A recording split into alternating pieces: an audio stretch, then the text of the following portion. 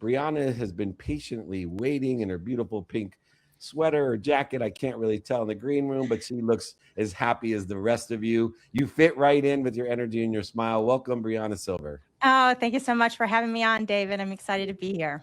Notice people from Chicago are not showing the outside like Leah is in California, but we love Chicago.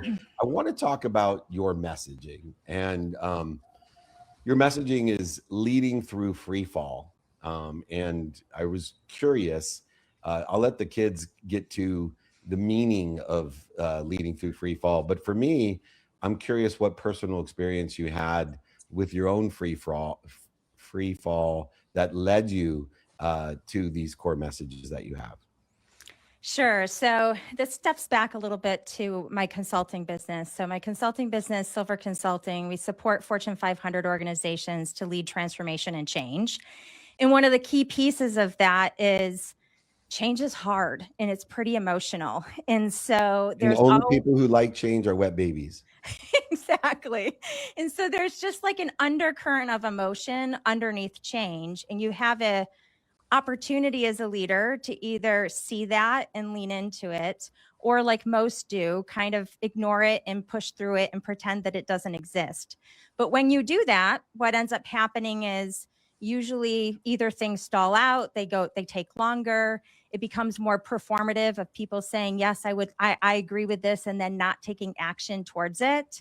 And so I kind of got tired of that. And when I went through my own personal transformation about 10 years ago, I really started to lean into my gifts of clarity and really meeting people where they are, and ultimately have developed a whole tool set, which is embedded within the Leading Through Free Fall book, that really meets people where they are in this change, helps them to come together and find alignment, and ultimately helps everybody to feel seen and heard. And that creates more alignment and collaboration, faster results, etc. Beautiful. Leah, ladies first. Oh, thank you so much, Brianna. I just love your energy, and I just love that what you're doing in the world. And I was reading your bio before we jumped in here, and I love a good story of a woman who starts her business, in her apartment closet and grows it to what you've done today. So before I say anything, I'm cheering you on, girl. Thank you. I would love to chat with you a little bit about the power of collaboration and energy. I think when people really understand growth at scale, they really understand people, but they also really understand energy. I would love to hear from you. How has your own personal power, your own energy, and your ability to connect and collaborate with others, how has that contributed to your success? I love this question, Leah, because I always think about, power. You've got power over, which is what the majority of the business world operates based on. And I think one of the things that has attracted me to you, David, is you don't operate that way, right? You operate with power with energy. And that's at the core of how I operate too. And so when it comes to what's the power of collaboration, it comes back to those aspects of alignment and people feeling seen and feeling heard, and that there's a win-win to be gained with every situation that you're in. And more than that, there's a feeling of respect in that process too. So when you're not in that power over energy, everybody wants to be in each other's presence and everybody wants to help each other win. And so if you take that and scale it to a business context, it just makes the work more fun, and it makes it more impactful and more, it has just more speed to make it happen as well. More abundant for sure. And analyzing, Shawn, as you and I do a lot of time, are we working with power with or force, which creates that counter force? And there's a big distinction, is we're both fans of Dr. David Hawkins, who writes about power and force a lot. Adaptopreneur himself, there's a lot to get here. What are you puzzled or curious about?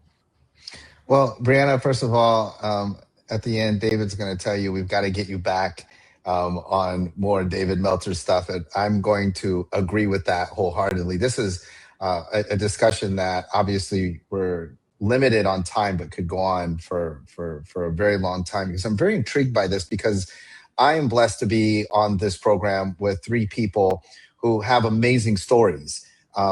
Basically a comeback story, if you will, from different reasons, different situations in life.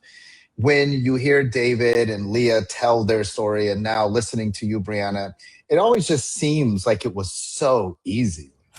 Leah just picked up her stuff and moved to the United States. And David lost everything, just built it back. But when we truly are in that situation of free fall, it doesn't feel easy.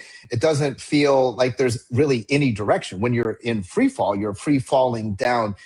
What guidance do you have for those that might feel in this moment that they are in that state of free fall so that they can see their surroundings and understand that, one, you can't free fall into eternity, and two, either we're going to hit the ground and die, but that's not likely. And so there is a positive outcome out there for those that are in that situation. I mean, the three of you share a big comeback story. What advice do you have people that are in the midst of that right now? Yeah, this is a great question. And so what I always tell people, first of all, like, pay attention to the emotion and pay attention to your body. Your body is telling you when you're uncomfortable. It's telling you how you're sort of navigating those free fall moments.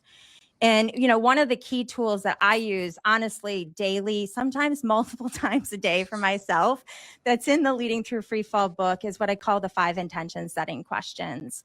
And so this is like literally just, you know, spend 2 minutes journaling about it. But the first question is like, what do I not want to have happen? That can be life, it can be a situation, it can be a phone call, whatever it is, right? What do I not want to have happen? How do I not want to feel? What do I want to have happen? How do I want to feel? And then how do I want others to feel? And so just the process of going through those 5 questions, less than 5 minutes, it helps to reground you, but it also helps to like extinguish all the negativity. So that's why you start with the negative. And then when you get to the positive, you can really access the fullness of what you really want to achieve in that moment instead of being dampened or muted by that negativity. And then when you ask it the final question of like, what do you want others to feel? It really then helps to ground you so that's it, because you know, we're other focused. I think that's the thing that we have and we share in common on this screen right now is that we're other focused. And so it helps to reposition as you come out of that exercise to say, in what way do I want to serve the others that I'm going to be engaging with in whatever that situation is? Amazing. If you want to learn more about the human glitch, these innovation tools to help build a framework to success, she is a collaboration rich, wealthy woman, and the power with which she brings her energy is appreciated and acknowledged here with my 2 best friends on Office Hours. Thank you, Brianna Sylver. Thank you. I appreciate the time. You got it. Check her out at Brianna Sylver, and she's everywhere. Sylverconsulting.com. Thank you. Bye-bye. Bye-bye.